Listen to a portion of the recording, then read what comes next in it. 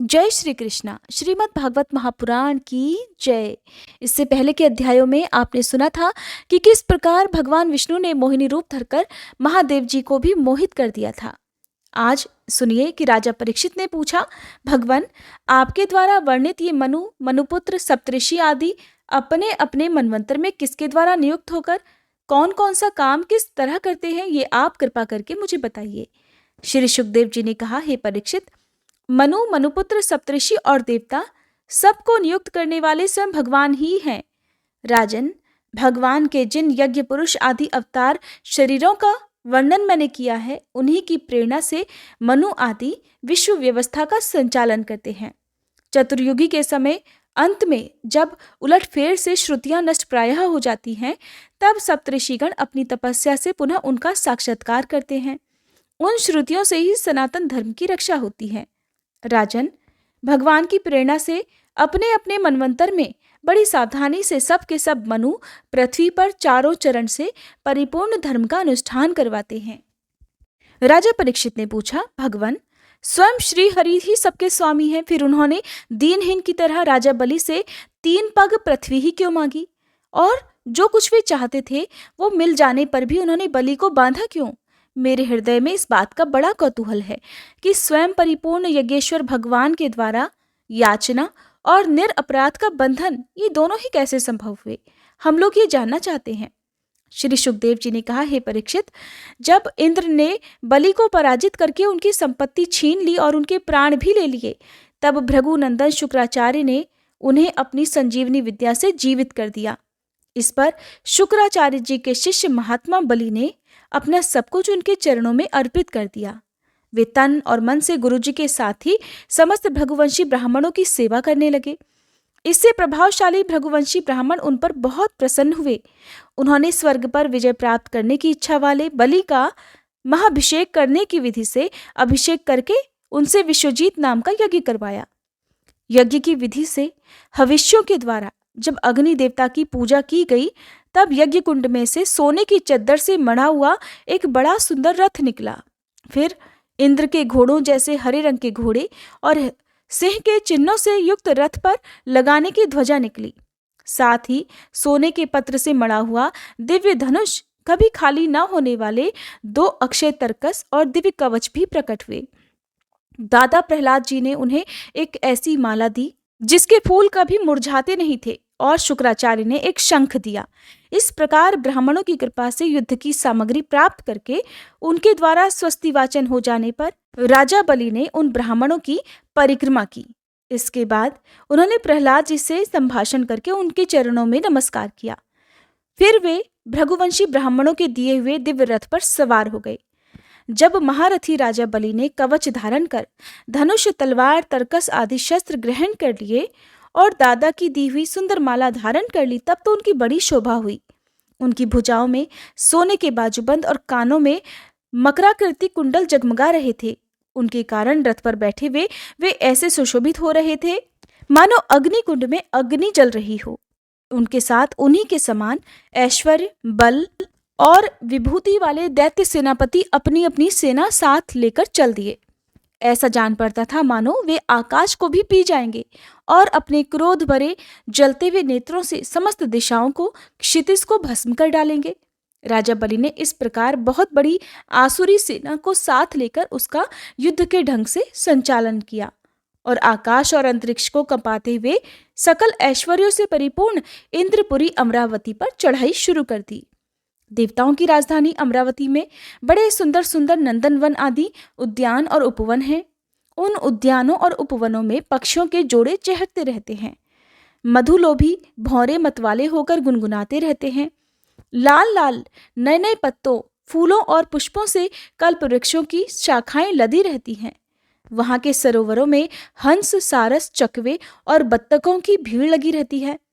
उन्हीं में देवताओं के द्वारा सम्मानित देवांगनाएं जल क्रीड़ा करती रहती हैं। ज्योतिर्मय आकाश गंगा ने खाई की तरह अमरावती को चारों ओर से घेर रखा है।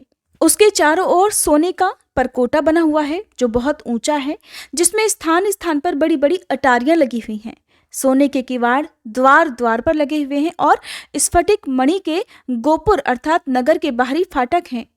उसमें अलग अलग बड़े बड़े राजमार्ग हैं। स्वयं विश्वकर्मा जी ने ही उस पुरी का निर्माण किया है। सभा के स्थान, खेल के चबूतरे और रथ चलने के बड़े बड़े मार्गों से वह शोभायमान है। 10 करोड़ विमान उसमें सदा विद्यमान रहते हैं और मणियों के बड़े बड़े चौराहे और हीरे और मूंगे की वेदियां बनी हुई हैं। वहां की स्त्रियां सर्वदा 16 वर्ष की रहती हैं। उनका यौवन और सौंदर्य स्थिर रहता है। वे निर्मल वस्त्र पहनकर अपने रूप की छटा से इस प्रकार दैदीप्यमान होती हैं जैसे अपनी ज्वालाओं से अग्नि हुआ करती है। देवांगनाओं के जूड़े से गिरे हुए नए सुगंधित पुष्पों की सुगंध लेकर वहां के मार्गों में मंद मंद हवा चलती रहती है। सुनहली खिड़कियों में से अगर की सुगंध से युक्त सफेद धुआं निकल निकल कर वहां के मार्गों को ढक दिया करता है। उसी मार्ग से देवांगनाएं आती जाती हैं। जगह जगह पर मोतियों की झालरों से सजाए हुए चंदोवे तने रहते हैं। सोने की मणिमय पताकाएं फहरती रहती हैं। छज्जों पर अनेकों झंडियां लहराती रहती हैं। मोर, कबूतर और भौरे कलगान करते रहते हैं। देवांगनाओं के मधुर संगीत से वहां सदा ही मंगल छाया रहता है। उस पुरी में अधर्मी, दुष्ट, जीवद्रोही, ठग, मानी, कामी और लोभी कभी नहीं जा सकते। जो इन दोषों से रहित हैं, केवल वे ही वहां जाते हैं। असुरों की सेना के स्वामी राजा बलि ने अपनी बहुत बड़ी सेना से बाहर की ओर सब ओर से अमरावती को घेर लिया और फिर इंद्र पत्नियों के हृदय में भय का संचार करते हुए उन्होंने शुक्राचार्य जी के दिए हुए महान शंख को बजाया। उस शंख की आवाज चारों ओर फैल गई। इंद्र ने देखा कि बलि ने युद्ध की बहुत बड़ी तैयारी की हुई है, इसलिए सब देवताओं के साथ वे अपने गुरु बृहस्पति जी के पास गए और उनसे बोले, भगवान, मेरे पुराने शत्रु बलि ने इस बार युद्ध की बहुत बड़ी तैयारी की है और मुझे तो ऐसा लगता है कि हम लोग उनका सामना नहीं कर सकेंगे। पता नहीं किस शक्ति से इनकी इतनी बढ़ती हो गई है। मैं देखता हूं कि इस समय बलि को कोई भी किसी प्रकार से रोक नहीं सकता। वे प्रलय की आग के समान बढ़ गए हैं और जान पड़ता है मुख से इस विश्व को भी पी जाएंगे। जीभ से 10 दिशाओं को चाट जाएंगे और नेत्रों की ज्वाला से दिशाओं को भस्म कर देंगे। गुरुवर, आप कृपा करके मुझे बतलाइए कि मेरे शत्रु की इतनी बढ़ती का, इतनी हिम्मत का, जिसे किसी भी प्रकार दबाया नहीं जा सकता है, क्या कारण हो सकता है? इसके शरीर, मन और इंद्रियों में इतना बल और इतना तेज कहाँ से आ गया कि इसने इतनी बड़ी तैयारी करके चढ़ाई कर दी है? देवगुरु बृहस्पति जी ने कहा, इंद्र, मैं तुम्हारे शत्रु बलि की उन्नति का कारण जानता हूँ। ब्रह्मवादी भृगुवंशियों ने अपने शिष्य बलि को महान तेज देकर शक्तियों का खजाना बना दिया है। सर्वशक्तिमान भगवान को छोड़कर तुम या तुम्हारे जैसा कोई और भी बलि के सामने उसी प्रकार नहीं ठहर सकता जैसे काल के सामने प्राणी नहीं ठहर पाते। इसलिए तुम लोग स्वर्ग को छोड़कर तुरंत कहीं छिप जाओ और उस समय की प्रतीक्षा करो जब तुम्हारे शत्रु का भाग्य चक्र पलट जाएगा। इस समय ब्राह्मणों के तेज से बलि की उत्तरोत्तर वृद्धि हो रही है। उसकी शक्ति बहुत बढ़ गई है। जब ये उन्हीं ब्राह्मणों का तिरस्कार करेगा तब अपने परिवार परिकर के साथ ये नष्ट हो जाएगा। बृहस्पति जी देवताओं के समस्त स्वार्थ और परमार्थ के ज्ञाता थे। उन्होंने जब इस प्रकार देवताओं को सलाह दी तब वे स्वेच्छानुसार रूप धारण करके स्वर्ग छोड़कर चले गए। देवताओं के छिप जाने पर विरोचन नंदन बलि ने अमरावतीपुरी पर अपना अधिकार कर लिया और फिर तीनों लोकों को जीत लिया। जब बलि विश्व विजयी हो गए तब शिष्य प्रेमी भृगुवंशियों ने अपने अनुगत शिष्य से 100 अश्वमेध यज्ञ करवाए। उन यज्ञों के प्रभाव से बलि की कीर्ति कौमुदी तीनों लोकों से बाहर भी 10 दिशाओं में फैल गई और वे नक्षत्रों के राजा चंद्रमा के समान शोभायमान हो गए। ब्राह्मण देवताओं की कृपा से प्राप्त समृद्ध राज्य लक्ष्मी का वे बड़ी उदारता से उपभोग करने लगे और अपने को धन धन्य समानने लगे। श्री सुखदेव जी कहते हैं, हे परीक्षित, जब देवता इस प्रकार भागकर छिप गए और दैत्यों ने स्वर्ग पर अधिकार कर लिया तब देव माता अदिति को बड़ा दुख हुआ। वे अनाथ सी हो गईं। एक बार बहुत दिनों के बाद जब परम प्रभावशाली कश्यप मुनि की समाधि टूटी तब वे अदिति के आश्रम में आए। उन्होंने देखा कि न तो वहां सुख शांति है और न किसी प्रकार का उत्साह या सजावट ही है।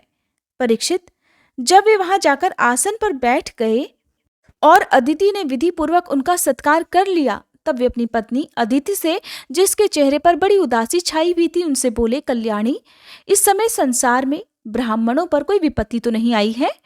धर्म का पालन तो ठीक ठीक हो रहा है ना?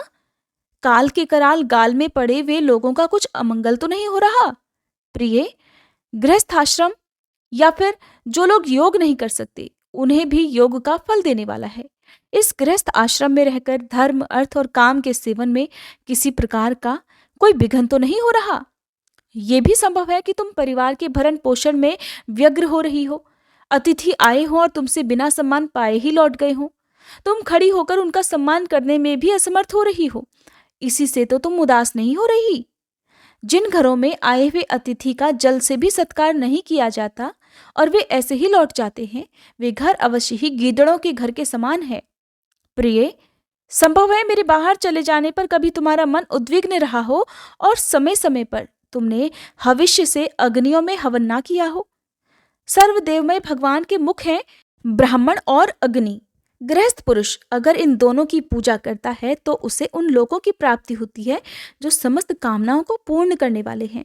प्रिय, तुम तो सर्वदा प्रसन्न रहती हो, परंतु तुम्हारे बहुत से लक्षणों से मैं देख रहा हूं कि इस समय तुम्हारा मन अस्वस्थ है। तुम्हारे सब लड़के तो कुशल मंगल है ना? तब अदिति ने कहा, भगवान, ब्राह्मण, गौ, धर्म और आपकी ये दासी सब सकुशल हैं। मेरे स्वामी, ये गृहस्थ आश्रम ही अर्थ, धर्म और काम की साधना में परम सहायक है। प्रभु, आपके निरंतर स्मरण और कल्याण कामना से अग्नि, अतिथि, सेवक, भिक्षुक और दूसरे याचकों का भी मैंने तिरस्कार नहीं किया है। भगवान, जब आप जैसे प्रजापति मुझे इस प्रकार धर्म पालन का उपदेश करते हैं, तब भला मेरे मन की कौन सी ऐसी कामना है जो पूरी ना हो पाए? आर्यपुत्र, समस्त प्रजा, वो चाहे सत्वगुणी, रजोगुणी या तमोगुणी हो, आपकी ही संतान है। कुछ आपके संकल्प से उत्पन्न हुए और कुछ शरीर से। भगवान, इसमें संदेह नहीं कि आप सभी संतानों के प्रति, चाहे असुर हो या देवता, एक सा भाव रखते हैं। फिर भी स्वयं परमेश्वर भी अपने भक्तों की अभिलाषा पूर्ण किया ही करते हैं। मेरे स्वामी, मैं आपकी दासी हूं। आप मेरी भलाई के संबंध में कुछ विचार कीजिए। शत्रुओं ने हमारी संपत्ति और यहाँ तक कि रहने का स्थान भी छीन लिया है।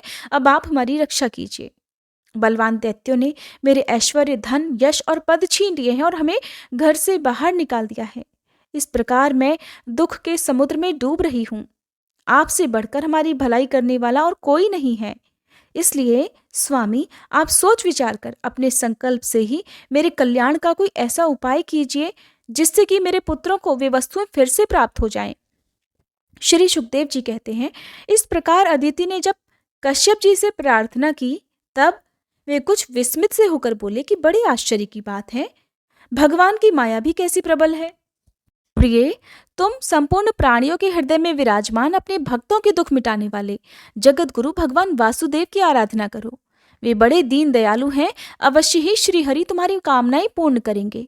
मेरा ये दृढ़ निश्चय है कि भगवान की भक्ति कभी व्यर्थ नहीं होती। इसके सिवा कोई दूसरा उपाय नहीं है। अदिति ने पूछा, भगवान, मैं जगदीश्वर भगवान की आराधना किस प्रकार करूं जिससे वे सत्य संकल्प प्रभु मेरा मनोरथ पूर्ण करे? पतिदेव, मैं अपने पुत्रों के साथ बहुत ही दुख भोग रही हूं, जिससे वे शीघ्र ही मुझ पर प्रसन्न हो जाएं। उनकी आराधना वही विधि मुझे जरूर बतलाइए। तब कश्यप जी ने उन्हें बताया कि देवी, जब मुझे संतान की कामना हुई थी तब मैंने भगवान ब्रह्मा जी से यही बात पूछी थी।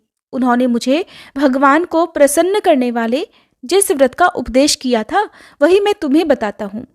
फाल्गुन के शुक्ल पक्ष में 12 दिन तक केवल दूध पीकर रहे और परम भक्ति से भगवान कमल नयन की पूजा करे। अमावस्या के दिन अगर मिल सके तो सूअर की खोदी हुई मिट्टी से अपना शरीर मलकर नदी में स्नान करे।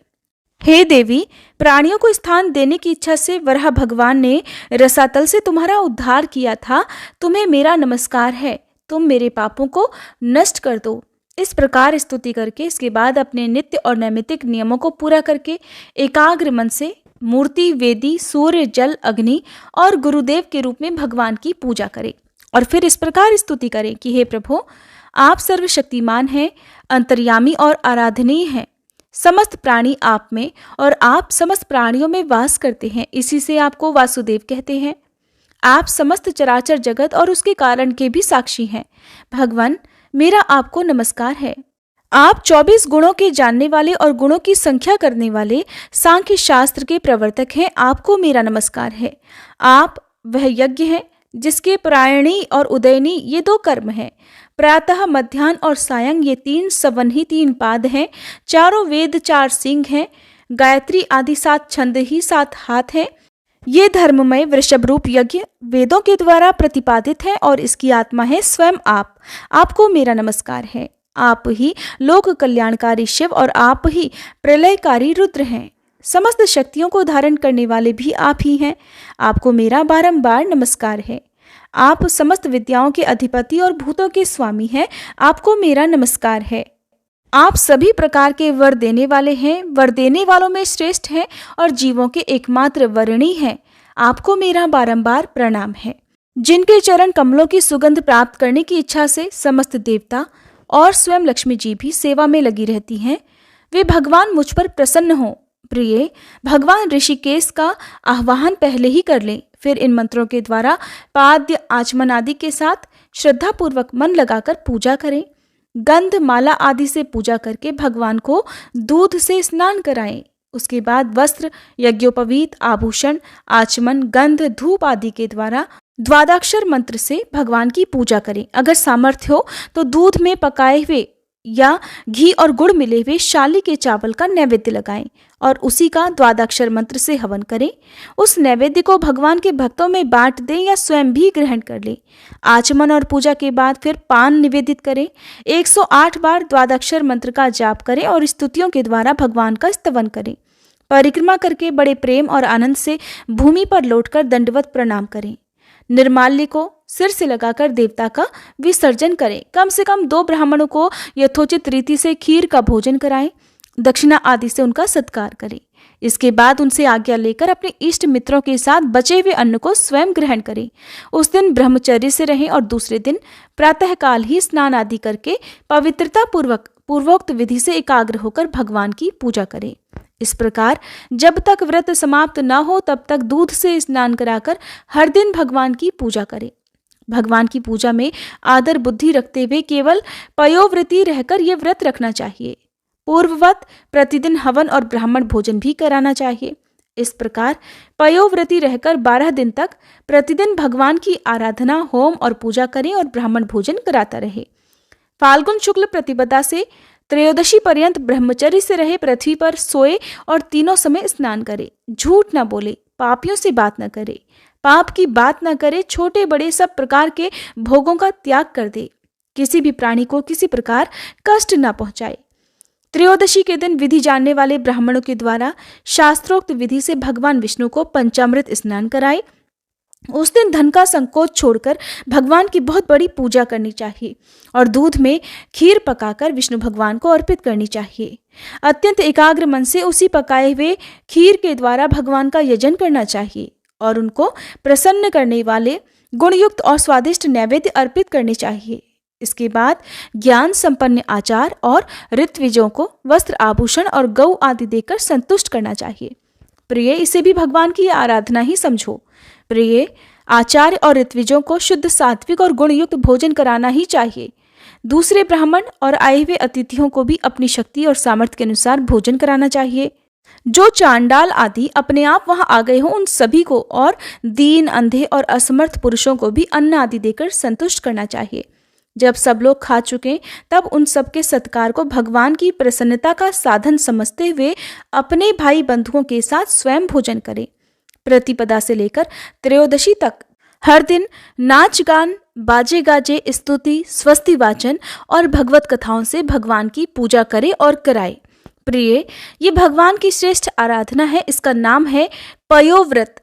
ब्रह्मा जी ने मुझे जैसा बताया था वैसा ही मैंने तुम्हें बता दिया। देवी, तुम भाग्यवती हो। अपनी इंद्रियों को वश में करके शुद्ध भाव और श्रद्धापूर्ण मन से इस व्रत का भलीभांति अनुष्ठान करो और इसके द्वारा अविनाशी भगवान की आराधना करो। हे कल्याणी, ये व्रत भगवान को संतुष्ट करने वाला है, इसलिए इसका नाम है सर्व यज्ञ और सर्व व्रत। ये समस्त तपस्याओं का सार और मुख्य दान है। जिनसे भगवान प्रसन्न हो वे ही सच्चे नियम हैं, वे ही उत्तम यम हैं, वे ही वास्तव में तपस्या, दान, व्रत और यज्ञ हैं। इसलिए देवी, संयम और श्रद्धा से तुम इस व्रत का अनुष्ठान करो। भगवान शीघ्र ही तुम पर प्रसन्न होंगे और तुम्हारी अभिलाषा भी पूर्ण करेंगे। श्री सुखदेव जी कहते हैं, हे परीक्षित, अपने पतिदेव महर्षि कश्यप जी का उपदेश प्राप्त करके अदिति ने बड़ी सावधानी से 12 दिन तक इस व्रत का पालन किया। तब पुरुषोत्तम भगवान उसके सामने प्रकट हुए। हे परीक्षित, वे पीतांबर धारण किए हुए थे, 4 भुजाएं थी और शंख चक्र गदा लिए हुए थे। अपने नेत्रों के सामने भगवान को सहसा प्रकट हुआ देख अदिति सादर उठ खड़ी हुई और फिर प्रेम से विवल होकर उसने पृथ्वी पर लौटकर उन्हें प्रणाम किया। फिर उठकर हाथ जोड़कर भगवान की स्तुति करने का प्रयास किया, परंतु नेत्रों में आनंद के आंसू उमड़ आए। उससे बोला नहीं गया। सारा शरीर पुलकित हो रहा था। दर्शन के आनंदोल्लास से उसके अंगों में कंपन होने लगा। वह चुपचाप खड़ी रही। परीक्षित, देवी अदिति अपने प्रेमपूर्ण नेत्रों से लक्ष्मीपति, विश्वपति, यज्ञेश्वर भगवान को इस प्रकार देख रही थी मानो वह उन्हें पी जाएगी। फिर बड़े प्रेम से, गदगद वाणी से धीरे धीरे उसने भगवान की स्तुति की। अदिति ने कहा, आप यज्ञ के स्वामी हैं और स्वयं यज्ञ भी आप ही हैं। हे अच्युत, आपके चरण कमलों का सहारा लेकर लोग भवसागर से तर जाते हैं। आपके यश कीर्तन का श्रवण भी संसार से तारने वाला है। हे आदि पुरुष, जो आपकी शरण में आ जाता है उसकी सारी विपत्तियों का आप नाश कर देते हैं। हे भगवान, आप दीनों के स्वामी हैं, हमारा कल्याण कीजिए।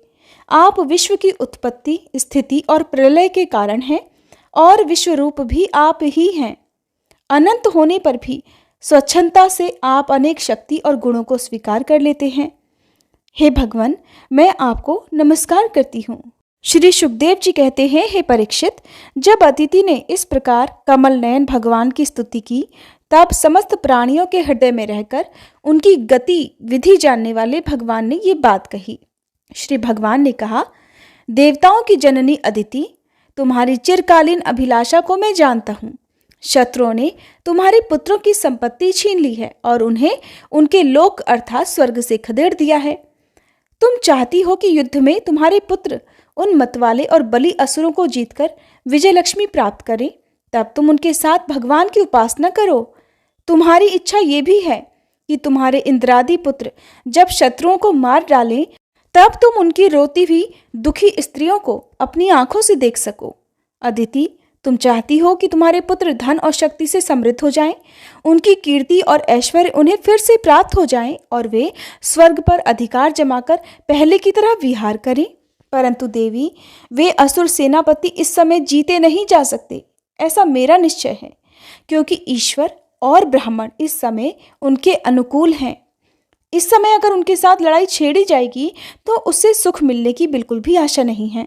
फिर भी देवी, तुम्हारे इस व्रत के अनुष्ठान से मैं बहुत प्रसन्न हूँ, इसलिए मुझे इस संबंध में कोई ना कोई उपाय तो सोचना ही पड़ेगा, क्योंकि मेरी आराधना व्यर्थ तो नहीं होनी चाहिए। उससे श्रद्धा के अनुसार फल अवश्य ही मिलता है। तुमने अपने पुत्रों की रक्षा के लिए ही विधि पूर्वक पयोव्रत से मेरी पूजा और स्तुति की है, अतः मैं अंश रूप से कश्यप के वीर्य में प्रवेश करूंगा और तुम्हारा पुत्र बनकर तुम्हारी संतान की रक्षा करूंगा। कल्याणी, तुम अपने पति कश्यप में मुझे इसी रूप में स्थित करो और उन निष्पाप प्रजापति की सेवा करो। देवी, देखो, किसी के पूछने पर भी ये बात दूसरों को मत बताना। देवताओं का रहस्य जितना गुप्त होता है उतना ही सफल होता है। श्री सुखदेव जी कहने लगे, इतना कहकर भगवान वहीं अंतर ध्यान हो गए। उस समय अदिति ये जानकर कि स्वयं भगवान मेरे गर्भ से जन्म लेंगे, वह अपने आप को धन्य मानने लगी। भला ये कितनी दुर्लभ बात है। वह बड़े प्रेम से अपने पतिदेव कश्यप की सेवा करने लगी। कश्यप जी सत्यदर्शी थे, उनके नेत्रों से कोई बात छिपी नहीं रहती थी। अपने समाधि योग से उन्होंने जान लिया कि भगवान का अंश मेरे अंदर प्रविष्ट हो गया है। जैसे वायु लकड़ी में अग्नि का आधान करती है, वैसे ही कश्यप जी ने समाहित मन से अपनी तपस्या के द्वारा चिर संचित वीर्य का अदिति में आधान कर दिया। जब ब्रह्मा जी को ये बात पता हुई कि अदिति के गर्भ में तो स्वयं अविनाशी भगवान आए हैं, तब वे भगवान के रहस्यमय नामों से उनकी स्तुति करने लगे। ब्रह्मा जी ने कहा, समग्र कीर्ति के आश्रय हे भगवान, आपकी जय हो। अनंत शक्तियों के अधिष्ठान, आपके चरणों में नमस्कार है। हे त्रिगुणों के नियामक, आपके चरणों में मेरे बारंबार प्रणाम हैं। प्रश्नि के पुत्र रूप में उत्पन्न होने वाले, वेदों के समस्त ज्ञान को अपने अंदर रखने वाले हे प्रभु, वास्तव में आप ही सबके विधाता हैं। आपको मैं बारंबार नमस्कार करता हूँ। ये तीनों लोक आपकी नाभि में स्थित हैं। तीनों लोकों से परे वैकुंठ में आप निवास करते हैं। जीवों के अंतःकरण में आप सर्वदा विराजमान रहते हैं। ऐसे सर्वव्यापक श्री विष्णु को मैं नमस्कार करता हूँ। देवादिदेव, जैसे जल में डूबते हुए के लिए नौका ही सहारा है, वैसे ही स्वर्ग से भगाए हुए देवताओं के लिए एकमात्र आप ही आश्रय हैं। श्री सुखदेव जी कहते हैं, हे परीक्षित, इस प्रकार जब ब्रह्मा जी ने भगवान की शक्ति और लीला की स्तुति की, तब जन्म मृत्यु रहित भगवान अदिति के सामने प्रकट हुए। भगवान के 4 भुजाएं थी, जिनमें वे शंख, चक्र, गदा और कमल धारण किए हुए थे। कमल के समान कोमल और बड़े बड़े नेत्र थे। पीतांबर शोभायमान हो रहा था। विशुद्ध श्याम वर्ण का शरीर था। वक्ष स्थल पर श्री वत्स का चिन्ह, हाथों में कंगन और भुजाओं में बाजूबंद, सिर पर किरीट, कमर में करधनी की लड़ियां और चरणों में सुंदर नुपुर जगमगा रहे थे। भगवान गले में अपनी स्वरूपभूत वनमाला धारण किए हुए थे, जिसके चारों ओर झुंड के झुंड भौरे गुंजार कर रहे थे। उनके कंठ में कौस्तुभ मणि सुशोभित थी। भगवान की अंग कांति से प्रजापति कश्यप जी के घर का अंधकार नष्ट हो गया। उस समय दिशाएं निर्मल हो गई, नदी और सरोवरों का जल स्वच्छ हो गया और प्रजा के हृदय में आनंद की बाढ़ आने लगी। सब ऋतुएं एक साथ अपना अपना गुण प्रकट करने लगी। हे परीक्षित, जिस समय भगवान ने जन्म ग्रहण किया, उस समय चंद्रमा श्रवण नक्षत्र पर थे। भाद्रपद मास के शुक्ल पक्ष की श्रवण नक्षत्र वाली द्वादशी थी। अभिजीत मुहूर्त में भगवान का जन्म हुआ था। सभी नक्षत्र और तारे भगवान के जन्म को मंगलमय सूचित कर रहे थे। परीक्षित, जिस तिथि में भगवान का जन्म हुआ था, उसे विजया द्वादशी कहते हैं। जन्म के समय सूर्य आकाश के मध्य भाग में स्थित थे। भगवान के अवतार के समय शंख, ढोल, मृदंग, नगाड़े आदि बाजे बजने लगे। इस तरह के बाजे और तुरहियों की तुमुल ध्वनि होने लगी। अप्सराएं प्रसन्न होकर नाचने लगी। श्रेष्ठ गंधर्व गाने गाने लगे। मुनि, देवता, मनु, पितर और अग्नि स्तुति करने लगे। और फिर उन सभी ने अदिति के आश्रम को पुष्पों की वर्षा से ढक दिया। जब अदिति ने अपने गर्भ से प्रकट हुए परम पुरुष परमात्मा को देखा, तो वह अत्यंत आश्चर्यचकित और परमानंदित हो गई। प्रजापति कश्यप जी भी भगवान को अपनी योग माया से शरीर धारण किए हुए देखकर विस्मित हो गए और कहने लगे, जय हो, जय हो। हे परीक्षित, भगवान स्वयं अव्यक्त और चित स्वरूप हैं। उन्होंने जो परम कांतिमय आभूषण और आयुधों से युक्त वह शरीर ग्रहण किया था, उसी शरीर से कश्यप और अदिति के देखते ही देखते वामन ब्रह्मचारी का रूप धारण कर लिया। ठीक वैसे ही जैसे नट अपना वेश बदल लेता है। क्यों न हो, भगवान की लीला तो अद्भुत है ही। भगवान को वामन ब्रह्मचारी के रूप में देखकर महर्षियों को बड़ा आनंद हुआ। उन लोगों ने कश्यप प्रजापति को आगे करके उनके जात कर्म आदि संस्कार करवाए। जब उनका उपनयन संस्कार होने लगा, तब गायत्री के अधिष्ठात्र देवता स्वयं सविता ने उन्हें गायत्री का उपदेश किया। देवगुरु बृहस्पति जी ने यज्ञोपवीत और कश्यप जी ने मेखला दी। पृथ्वी ने कृष्ण मृग का चर्म, वन के स्वामी चंद्रमा ने दंड, माता अदिति ने कौपीन और कटिवस्त्र और आकाश के अभिमानी देवता ने वामन वेशधारी भगवान को छत्र दिया।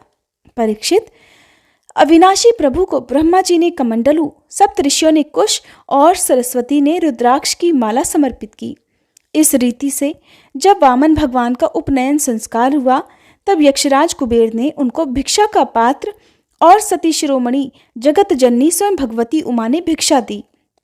इस प्रकार जब लोगों ने बटु वेशधारी भगवान का सम्मान किया, तब वे ब्रह्म ऋषियों से भरी हुई सभा में अपने ब्रह्म तेज के कारण अत्यंत शोभायमान हुए। इसके बाद भगवान ने स्थापित और प्रज्वलित अग्नि का कुशों से परिसमूहन और परिस्तरण करके पूजा की और समिधाओं से हवन किया।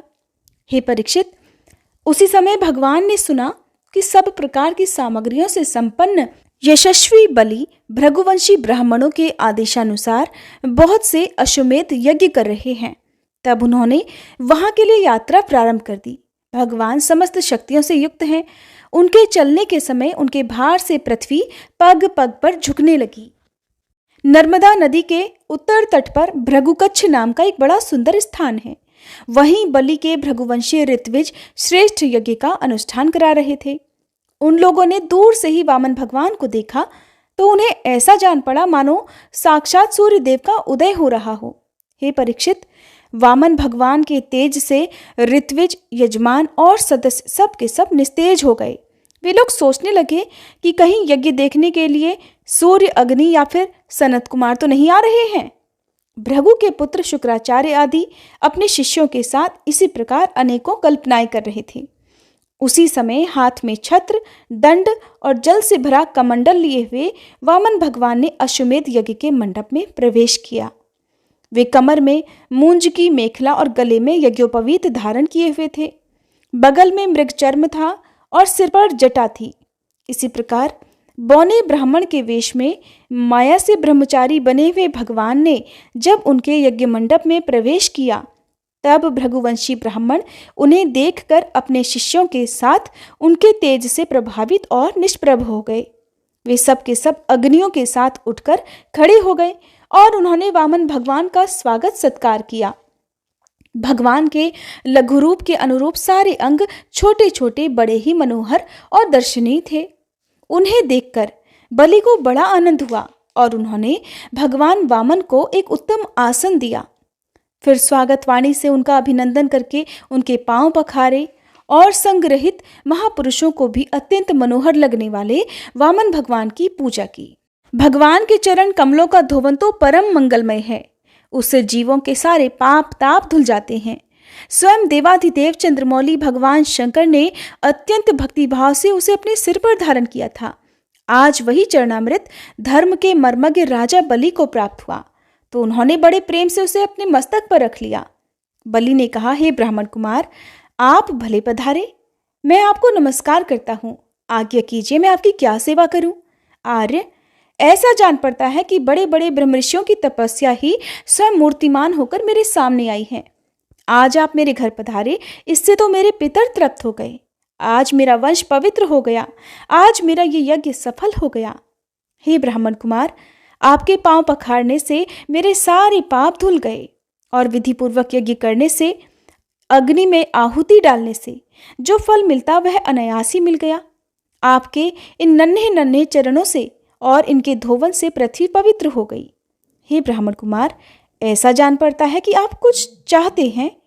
परम पूज्य ब्रह्मचारी जी, आप जो चाहते हो, गाय, सोना, सामग्रियों से सुसज्जित घर, पवित्र अन्न, पीने की वस्तु, विवाह के लिए ब्राह्मण की कन्या, संपत्तियों से भरे हुए गांव, घोड़े, हाथी या रथ, वो सब आप मुझसे मांग लीजिए। अवश्य ही वो सब कुछ आप मुझसे मांग सकते हैं। हरे कृष्णा। इसके बाद जो कुछ भी हुआ उसका वृतांत आप सभी अगले अध्याय में सुनिएगा। वीडियो पसंद आई हो तो लाइक करना मत भूलिएगा।